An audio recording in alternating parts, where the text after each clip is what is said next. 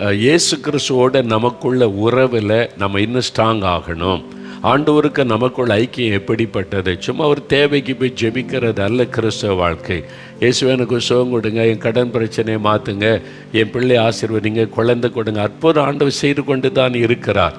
இதுதான் கிறிஸ்தவ வாழ்க்கையா? இதுக்கு தான் இயேசுவா? நமக்கு ஆண்டவர் சுகம் கொடுக்கறக்கு, விடுதலை கொடுக்க இதுக்கு தான் இயேசுவா? இல்லை. அதையும் தாண்டி அவர் நமக்காக சிலுவையிலே மரித்து உயிர்த்தெழுந்தது எதற்காக? அவருடைய இரத்தத்தினால் நம்மை மீட்டு கொள்ள. அது எதற்காக? அவரோடு கூட நான் ஐக்கியப்பட்டு ஆண்டவரோடு வாழ்கிற ஒரு இனிமையான வாழ்க்கை நம்ம வாழணும். அதாவது இயேசுனுடைய சீஷர்களாய் மாறுவது, டிசைபிள் ஆஃப் ஜீசஸ். அது இன்னும் இயேசுவோட நெருங்கி வாழுவது. முதலாவது நம்ம பார்க்க போகிறது, ஆண்டவர் சொல்ல தன்னைத்தான் வெறுப்பது, டினை யுவர் செல்ஃப் என்று சொல்ல, உன்னை வெறுத்து சிலுவை எடுத்துக்கொண்டு என்னை பின்பற்றுவா, அவன் தான் சீஷன் அப்படின்னு ஆண்டவர் சொல்றார். அப்போ முதலாவது தன்னைத்தான் வெறுப்பது. தன்னை வெறுக்கணும்னா அது என்னது? தன்னைத்தான் வெறுப்பதுன்னா என்னது? முதல்ல அது தெரியணும். லூக்கா 14ஆம் அதிகாரம் 26, 27, 33 வசனம். இயேசு என்ன சொல்றாருன்னு கவனிங்க. யாது ஒருவன் என்னிடத்தில் வந்து தன் தகப்பனையும் தாயையும் மனைவியையும் பிள்ளைகளையும் சகோதரரையும் சகோதரிகளையும் தன் ஜீவனையும் வெறுக்காவிட்டால் எனக்கு சீஷனாக இருக்க மாட்டான். எனக்கு நீ சீஷனாக இருக்கணுமானா எல்லாத்தையும் வெறுத்துறணுன்றார். ஐயோ, என்னங்க நேசிக்கணும்னு தானே ஆண்டு சொல்லி கொடுத்தாருங்க, வெறுக்கணும்னு சொல்கிறாரு. நீங்கள் தாய் தகப்பன் மனைவி கணவன் பிள்ளைகளை நேசிக்கணும்ல. இங்கே என்ன இயேசு இப்படி சொல்கிறாருங்க, வெறுக்கணும்னு சொல்கிறாரு. அப்போ தான் எனக்கு சீஷனாக இருக்க முடியும்னு சொல்கிறாரு. அப்படின்னா தகப்பனை வெறுத்தணும், தாயை வெறுத்தணும், கணவனை மனைவி வெறுத்துவா, வீட்டை விட்டு வெளியேறு, நானும் இயேசு அப்படி சொல்கிறது அர்த்தமா? அர்த்தத்தை விளங்கி கொள்ளணும். அதுக்கு சில வசனங்களை ஒப்பிட்டு பார்த்து ஆண்டவர் சொன்னது கவனமாக பார்த்தா தான் நமக்கு விளங்கும். அப்போது ஆண்டவர் சொல்கிறார், தகப்பன் தாய் மனைவி பிள்ளைகள் யாராக இருந்தாலும் அவங்களை வெறுத்து நீங்கள் உன் ஜீவனை கூட வெறுக்கணுமா? உன் ஜீவனை கூட வெறுத்தாதான் எனக்கு சீஷனாக இருக்க முடியும் ஆண்டவர் சொல்ல. 27ஆம் வசனம் பாருங்க. தன் சிலுவையை சுமந்து கொண்டு எனக்கு பின் செல்லாதவன் எனக்கு சீஷனாக இருக்க மாட்டான். அப்போ சிலுவை சுமக்காதவன் சீஷன் கிடையாது. இன்னைக்கு சிலுவையெல்லாம் சுமக்க தேவையில்லைன்னு பேசுகிற ஊழியர்களே இருக்கிறாங்க. அவங்க ஊழியக்காரங்களே கிடையாது. இயேசுனுடைய வசனத்தோடு ஒப்பிட்டு பார்த்தீங்கன்னா அவன் சீஷனும் கிடையாது, அவன் ஊழியக்காரனும் கிடையாது. அவன் சொல்கிறதெல்லாம் நம்பாதங்க. வசனத்தை மாற்றி சொல்கிறவங்களாம் ஊழியக்காரங்க இல்லை, அவங்களோட பிசாசனுடைய ஏஜென்ட்டுகள். கடைசி காலத்தில் சாத்தான் எழுப்பி இருக்கிற கள்ள உபதேசக்காரர்கள். கேட்க நல்லா தான் இருக்கும், கைத்தட்டன்னு தோணும், விசில் அடிக்க தோணும். இயேசு வரும்போது தான் தெரியும் கதை. தயவு செய்து புரிந்து கொள்ளுங்க. நீங்கள் வஞ்சிக்கப்பட்டு போயிடாதபடி ஜாக்கிரதையா இருங்க. இன்னொரு வசனம் பாருங்க, 33ஆவது வசனம். அப்படியே உங்களில் எவனாகிலும் தனக்கு உண்டானவைகளை எல்லாம் வெறுத்த விடாவிட்டால் அவன் எனக்கு சீஷனாக இருக்க மாட்டான். தனக்கு உண்டான எல்லாத்தையும் வெறுத்தரணுமா? என்னங்க எப்படி சொல்கிறாங்கங்க? இயேசு எல்லாத்தையும் நேசிக்கத்தானே சொல்லி கொடுத்தாருன்றீங்க, அப்புறம் இங்கே வெறுக்க சொல்கிறாரே அப்படின்னா இதுக்கு என்ன அர்த்தம்? வெறுக்கிறதுனா என்னது? என்னை வெறுத்து என்னை பின்பற்றுவான்னா என்ன அர்த்தம்? மத்தேயு 10ஆம் அதிகாரம் வசனத்தை திருப்புங்க. அங்கே இயேசு அந்த காரியத்தை சொல்லும்போது மத்தேயு 10ஆம் அதிகாரம் 37, 38 வசனம். தகப்பனையாவது தாயையாவது என்னிலும் அதிகமாய் நேசிக்கிறவன் எனக்கு பாத்திரன் அல்ல. மகனையாவது மகளையாவது என்னிலும் அதிகமாய் நேசிக்கிறவன் எனக்கு பாத்திரன் அல்ல. தன் சிலுவை எடுத்துக்கொண்டு என்னை பின்பற்றாதவன் எனக்கு பாத்திரன் அல்ல. அப்போ இதுக்கு என்ன அர்த்தம்? தகப்பன் தாய் மனைவி பிள்ளைகளை வெறுத்துறணும் அப்படின்னா என்ன அர்த்தம்னா, என்னிலும் அதிகமாக அவங்கள நேசிக்கக்கூடாது. இயேசு சொல்கிறார். இயேசு தான் அவங்களுக்கு முதல் இடம். அதன் பிறகு தான் அவங்களுடைய கணவனாகட்டும் மனைவியாகட்டும் பிள்ளைகளாகட்டும் பெற்றோராகட்டும் எல்லாருமே இயேசுக்கு தான் முதல் இடம். அவங்க தான் சீஷர்கள். அப்போ இயேசு தான் எனக்கு முக்கியம், அவருக்கு தான் முதல் இடம்.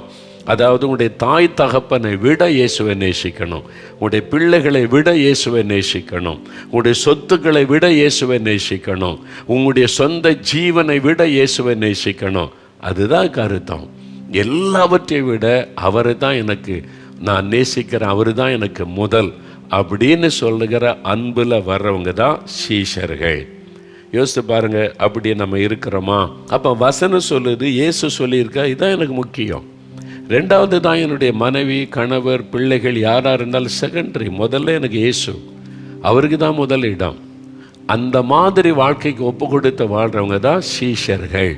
அவங்க கூட தான் இயேசு ரொம்ப க்ளோஸ் ஆவார். அதனால் பெற்றோரை வெறுத்து வீட்டை விட்டு அனுப்ப சொல்லலை, மனைவியை அனுப்ப சொல்லலை, பிள்ளைகளாம் வேண்டான்னு சொல்லலை. எல்லாத்துக்கிட்ட அன்பாரு, தாய் தகப்பட்டு அன்பாரு, மனைவி கிட்ட, பிள்ளைகள், கணவர்கிட்ட அன்பாரு, எல்லாத்துக்கிட்ட அன்பாயிரு. ஆனால் உன்னுடைய முதல் அன்பு இயேசுவுக்கு தான். அவரை விட்டு உங்களை பிரிக்கும்படி யார் நடந்து கொண்டாலும் இடம் கொடுக்கக்கூடாது. அதுதான் முக்கியம். சில உதாரணம் சொன்னால் உங்களுக்கு விளங்கும். சுந்தர் என்கிற வாலிபன் பஞ்சாப் மாநிலத்தில் லூதியானாவில், அங்கே ராம் நகர் என்கிற இடத்துல பெரிய பணக்காரருடைய ஒரே மகன். அவனுடைய தாய் இறந்துட்டாங்க. அவருக்குள்ள அந்த தாயினுடைய அன்பை இழந்ததுனால கடவுளை தேட ஆரம்பித்தார். அவங்க என்னென்னவோ கடவுள், எல்லா கடவுளை பற்றி தெரிந்த எல்லாத்தையும் தேடினார். கடவுள்னு ஒருத்தர் இருந்தால் என்கிட்ட பேசுங்க பேசுங்க, நான் சந்திக்கணும்னு எவ்வளவோ தேடினார். எல்லா மத புஸ்தகத்தையும் வாசித்தார். கடைசியில் ஒன்று கடவுள் என்னை சந்திக்கணும் அல்லது நான் சாகணும் அப்படின்னு சொல்லி ஒரு அறையில் அதிகாலையில் எழும்பி, அந்த அதிகாலையில் அவங்க வீட்டு பக்கத்தில் ரயில்வே லைன் போகிறது. விடியற் காலையில் ஒரு ட்ரெயின் வரும். அதுக்குள்ளே கடவுள்னு ஒருத்தர் இருந்தால் என்னை சந்திக்கணும் அல்லது நான் ட்ரெயினில் விழுந்து தற்கொலை பண்ணிடுவேன். அந்த அளவுக்கு கடவுள் மேலே ஒரு தாகத்தோடு தேடினான். வாலிபன், இளம் வாலிபன் தன்னுடைய அறைக்குள்ளே உட்கார்ந்து அவன் வேண்டுதல் செய்கிறான். யார் கடவுள்னு தெரியல, ஆனால் கடவுள்னு ஒருத்தர் இருக்கிறார், அவர் எனக்கு தெரியணும், அவர் எனக்கு தன்னை வெளிப்படுத்தணும்னு தாகத்தோடு கேட்டான். அதிகாலை நேரத்தில் அந்த அறைக்குள்ளே பிரகாசமான ஒரு வெளிச்சம். அந்த வெளிச்சத்தை அவன் உற்று பார்க்கிறான். இயேசு நின்று கொண்டிருந்தார். இயேசு அவனுக்கு தரிசனமாகி அவனோடு பேசினார். அவன் எதிர்பார்க்கவே இல்லை. ஏன்னா அவனுக்கு புதிய ஏற்பாடு கொடுத்த போது அவன் ஸ்கூலில் அதை கொண்டு ஒவ்வொரு பேப்பராக வச்சு கிழிச்சு எரிச்சான். இது வெளிநாட்டு மதம், வெளிநாட்டு கடவுள், இவர் நமக்கு சொல்கிறாங்க, நம்ம இந்தியாவில் எத்தனை கடவுளை வச்சுருக்கிறோம். எரித்தார் பைபிளை. அவங்க அப்பா கண்டிச்சாங்க, அவங்க அம்மா கண்டிச்சாங்க, உனக்கு பிடிக்கலாம் திருப்பி கொடுத்துரு, எதுக்கு எரிக்கிற, அது அவனுடைய மத புஸ்தகம், எரிக்கக்கூடாதுன்னு. ஆனால் அவ்வளோ வைராக்கியமாக இருந்தவர் இயேசுவை எதிர்பார்க்கவே இல்லை. இயேசுவை பார்த்தோன்னே அதிர்ந்து போயிட்டார்.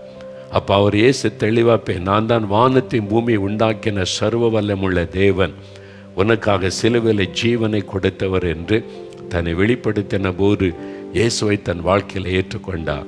இயேசுவை தெளிவாக தரிசித்து ஏற்றுக்கொண்டார். நான் அந்த இடத்துக்கு போயிருக்கேன், ராம்பூரில். அவர் வீட்டில் அவர் இயேசுவை தரிசித்த அந்த அறையில் நான் போயிருந்த சில வருஷத்துக்கு முன்னால் அந்த இடத்தை பார்த்துட்டு வந்தேன். நான் இயேசுவை சந்தித்த இடம். அதன் பிறகு அவர் சந்தோஷமாக அப்பாட்டெலாம் சொன்னார், இயேசு என்னை தரிசித்தேன், அவர் தான் ஆண்டவர், அவர் தான் நம்ம எல்லாம் உண்டாக்கினவர் என்று. தகப்பனாருக்கு பெரிய பிரச்சனை. அவங்க சீக்கிய மதத்தை சார்ந்தவங்க, பெரிய பணக்காரர்.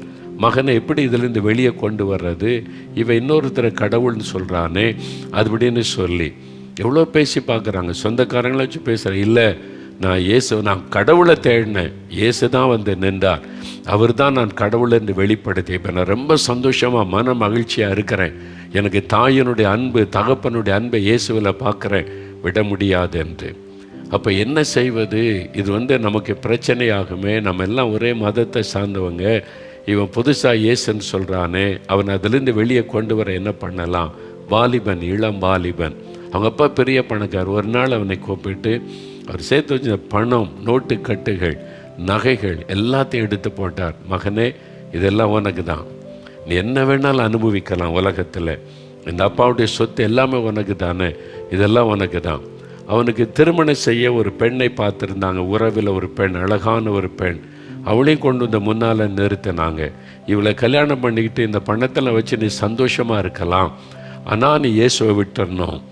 இயேசுவை விட்டாதான் நீ இதெல்லாம் அனுபவிக்க முடியும். இந்த பெண்ணை கல்யாணம் பண்ணலாம், இந்த பணத்தை வச்சு நீ ஜாலியாக அனுபவிக்கலாம் என்று சொல்லி, வாலிபன், இளம் வயசு வாலிபன், அவனுக்கு முன்னால் பெரிய ஒரு பக்கம் இயேசு, இன்னொரு பக்கம் அழகான ஒரு பெண்ணும் பணமும் சொத்துக்களும் குவிக்கப்பட்டு இருக்கிறாரு. அங்கே அப்பா கேட்க, எதை தெரிந்து கொள்ள போகிற? இயேசு வேண்டான்னு சொல்லி நீ சந்தோஷமாக வாழலாம், அப்பா எல்லா சொத்தையும் உனக்கு தர்றேன், எல்லாத்தையும் நான் அனுபவிக்கலான்னு சொல்லி அந்த வாலிபன் பார்க்கிறான். ஒரு பக்கம் இயேசு, இன்னொரு பக்கம் அழகான ஒரு பெண்ணும் சொத்துக்களும். அவன் சொன்னான், எனக்கு இயேசு போதும், எனக்கு இயேசு தான் வேணும். எனக்காக உயிரையே கொடுத்தவர், சிலுவையில் தன்னை பலியாய் கொடுத்தவர், இயேசு தான் எனக்கு வேணும். நான் அவரை எந்த காரணம் கொண்டு விட மாட்டேன் என்று சொல்லி அவன் சொல்லிவிட்டான். அவன் பாருங்க, தன்னுடைய சொத்துக்கள், பணம், பெண், தன்னுடைய தகப்பனார் எல்லாவற்றையும் விட இயேசுவை நேசித்தான். அதான் சீஷன், அதான் சீஷன். நீங்கள் எதை நேசிக்கிறீங்க? செல்ஃபோனை கூட உங்களால் வெறுக்க முடியலையே. ராத்திரி பகலில் கையிலே வச்சுக்கிட்டு அதையே தூக்கி சுமந்துக்கிட்டு பைக்குள்ளே இடுப்புகளை வைத்து கொண்டு தூங்கும் போதும் அதை விட்டுட்டு உங்களால் இருக்க முடியலையே. யோசித்து பாருங்க. அப்போ யோசித்து பாருங்க, இயேசுவின் மேலே உங்களுடைய அன்பு எப்படி இருக்குதுன்னு. செல்ஃபோன் பயன்படுத்துவது தப்பல்ல, நம்ம அதில் பேசுகிறோம், நிறைய காரியம் செய்கிறோம், நன்மைகள். ஆனால் அதுக்கு அடிமையாக்கி ஆண்டவரை விட செல்ஃபோனுக்கு நிறைய ஊழியர்கள் கூட இந்த கண்ணில் அகப்பட்டு கொண்டு செல்ஃபோன் ஜெப நேரம் போகிறது, தியான நேரம் போகிறது, அதுக்கு அடிமைப்பட்டு போகிற. எதை நேசிக்கிறீங்க? எதை மேலே உங்களுடைய அன்பு அதிகமாக இருக்குது? இதனால் அவர் சாது சுந்தர் சிங்காக மாறி அவர் மகிமையான ஊழியத்தை செய்து இந்தியாவின் அப்போஸ்தலன் என்று அழைக்கப்பட்டு அவர் அருமையாய் ஊழியம் செய்து இயேசுக்காகவே ஓடி ஊழியம் செய்து மரித்தார். எத்தனையோ பாடுகளை சந்தித்தார் சாது சுந்தர் சிங். இயேசுவை முகமுகமாய் தரிசித்து அவரிடத்தில் இந்த போதனைகளை பெற்றுக்கொண்டவர் சாது சுந்தர் சிங். காரணம், முதல் இடம் அவர் இயேசுவுக்கு கொடுத்தார். மற்றதெல்லாம் எனக்கு முக்கியம் கிடையாது, இயேசு தான் எனக்கு. அதான் சீஷர்கள். எனக்கு தெரிந்த ஒரு சகோதரி இந்துவாக இருந்தவங்க, அவங்க ரட்சிக்கப்பட்டு இயேசுவை ஏற்றுக்கொண்டாங்க. ஏன்னா அவங்க கர்ப்பப்பையில் ஒரு கட்டி, கேன்சர் கட்டின்னு சொல்லிட்டாங்க, ஆப்ரேஷன்லாம் பண்ணுன்னு சொல்லிட்டாங்க. கணவர் குடிகாரர், மனைவியை கவனிக்கிறதில்ல, பிள்ளைகள்லாம் இருக்கிறாங்க, அவர் இஷ்டத்துக்கு அலைவார், பணம்லாம் செலவு பண்ண முடியாதுன்ட்டு. மனைவிக்கு பணம் செலவு பண்ணி ஆப்ரேஷன் பண்ணலாம் உதவி செய்யலை. அப்போ இந்த சகோதரி என்ன பண்ணாங்க? இயேசுவை தேடினாங்க. இயேசுவை பற்றி சொன்னபோது, இயேசுவை தேடி விசுவாசத்தை பற்றி கொண்ட போது இயேசு ஒரு அற்புதம் செய்தார், கேன்சரை குணமாக்கிட்டார். அவங்களுக்கு சுகம் கிடைச்ச உடனே இயேசுவை உறுதியாக பற்றி கொண்டாங்க, சர்ச்சுக்கு போக ஆரம்பித்தாங்க. இவர் பாருங்கள், குடிகாரக்கான குடிச்சிட்ட மனைவி ஒரு ஹெல்ப்பும் பண்ணுறதில்லை.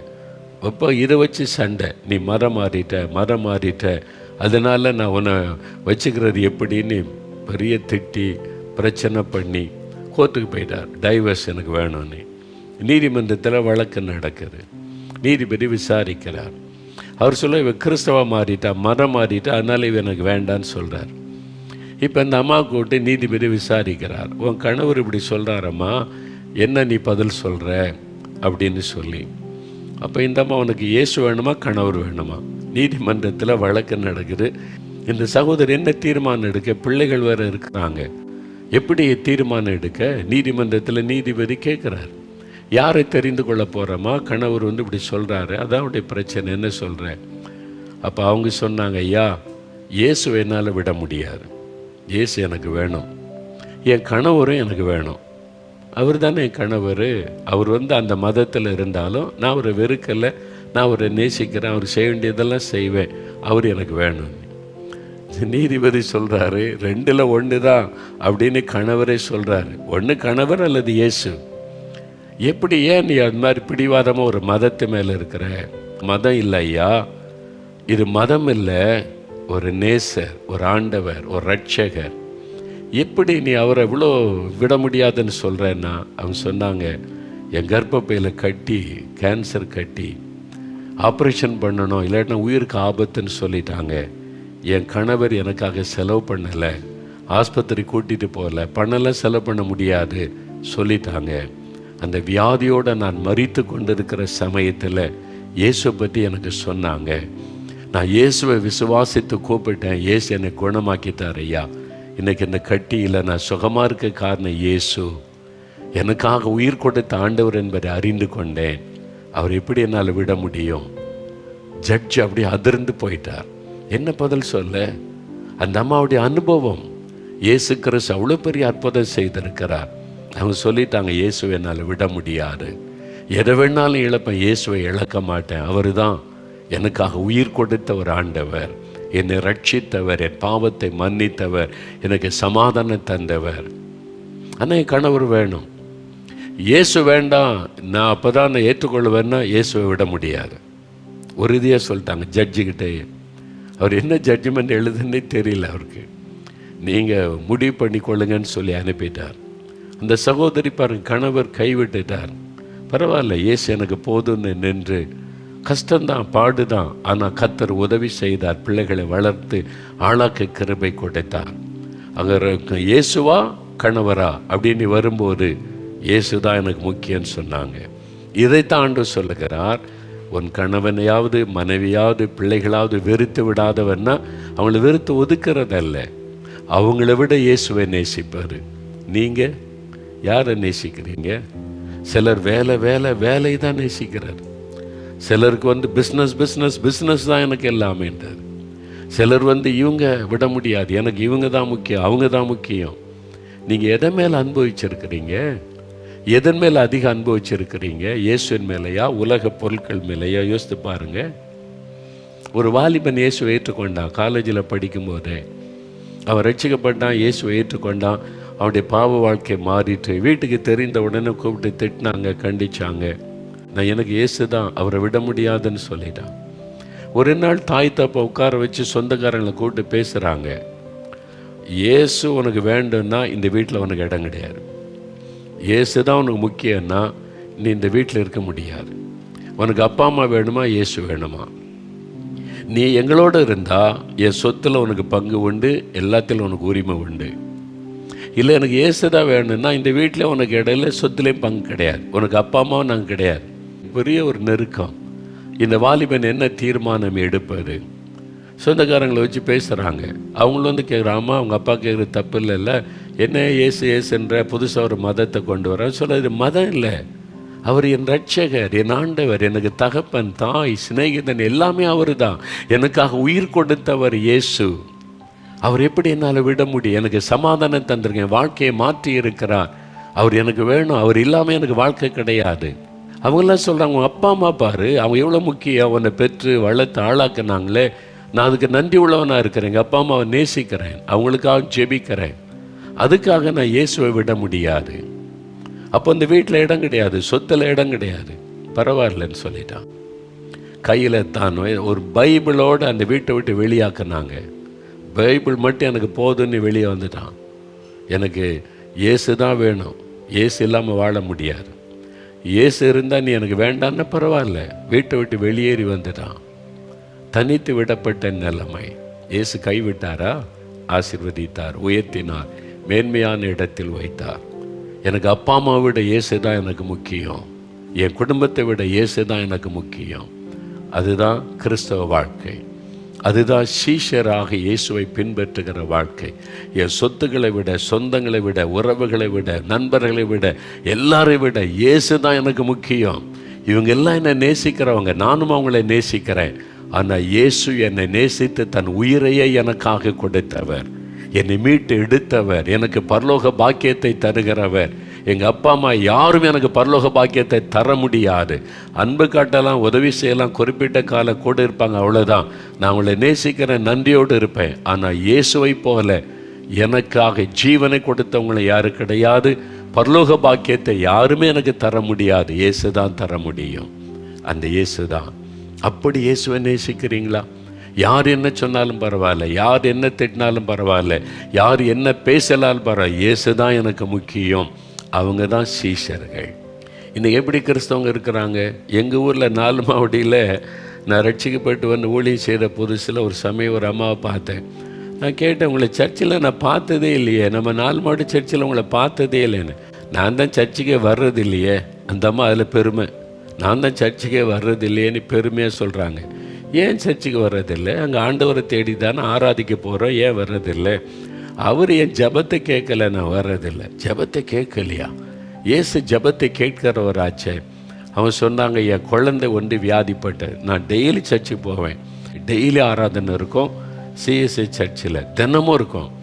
சர்ச்சு பக்கத்தில் தான் கிறிஸ்தவ தெரு இருக்கும், எல்லாம் சர்ச்சுக்கு வருவாங்க நிறைய பேர்.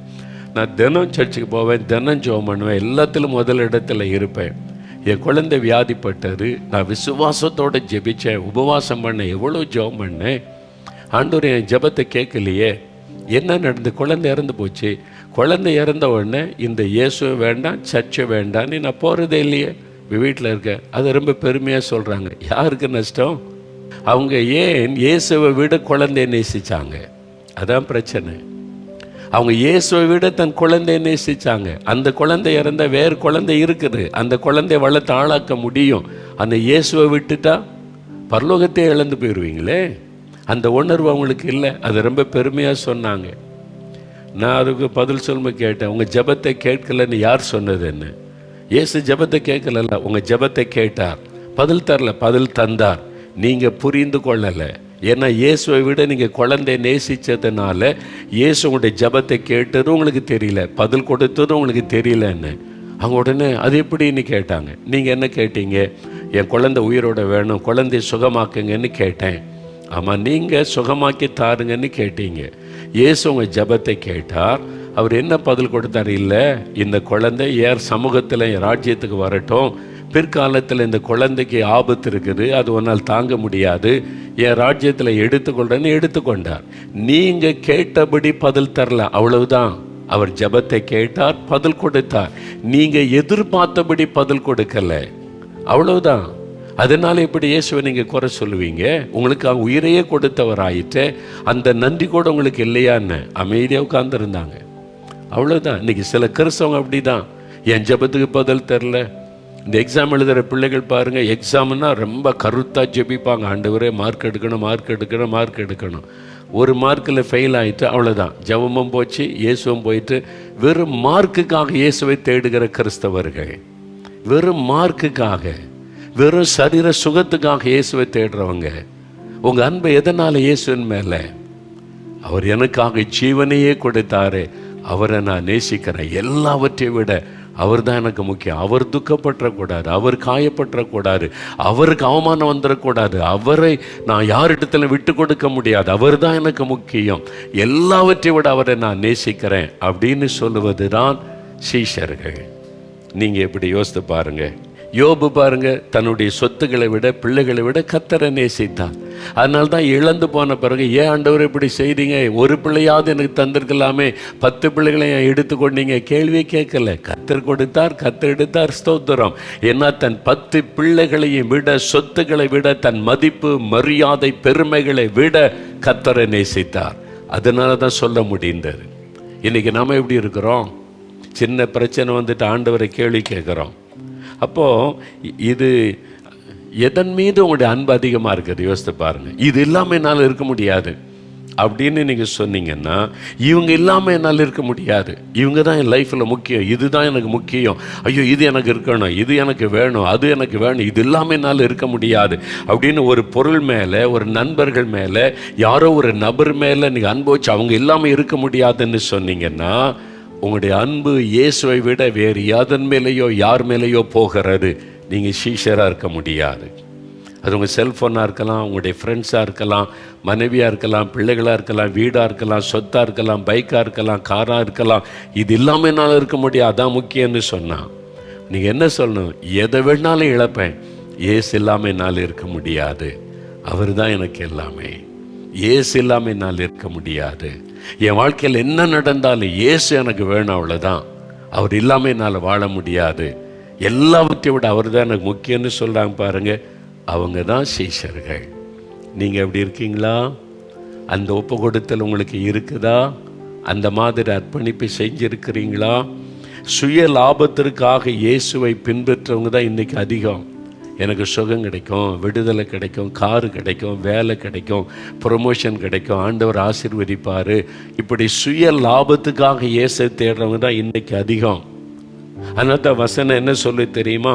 1 கொரிந்தியர் 15:19, இம்மைக்காக மாத்திரம் நாம் கிறிஸ்துவின் மேல் நம்பிக்கை உள்ளவர்களாக இருந்தால் எல்லா மனுஷரை பார்க்கிலும் பரிதபிக்கப்படத்தக்கவர்களாக இருப்போம் என்று வசனம் சொல்லுகிறார்.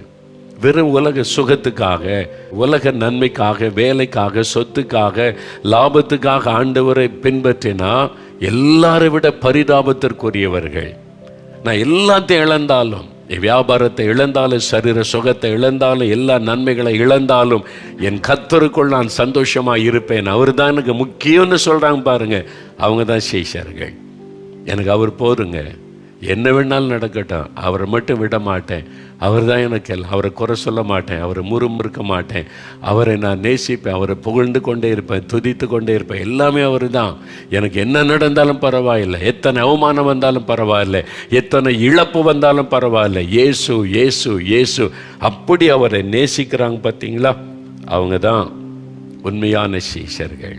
நீங்கள் எப்படி ஒரு நிமிடம் அப்படியே கண்களை மூடுங்க, கண்களை மூடுங்க, முடிந்தால் முழங்கால் படியிடுங்க.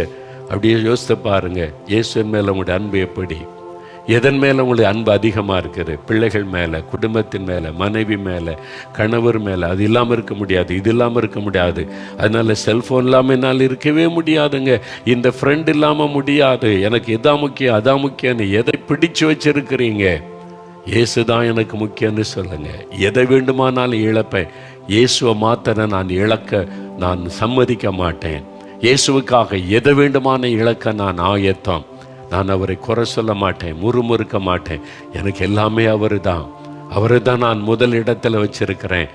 அவங்க தான் சீஷர்கள். அந்த அன்பு உங்களுக்குள்ள இருக்குதா?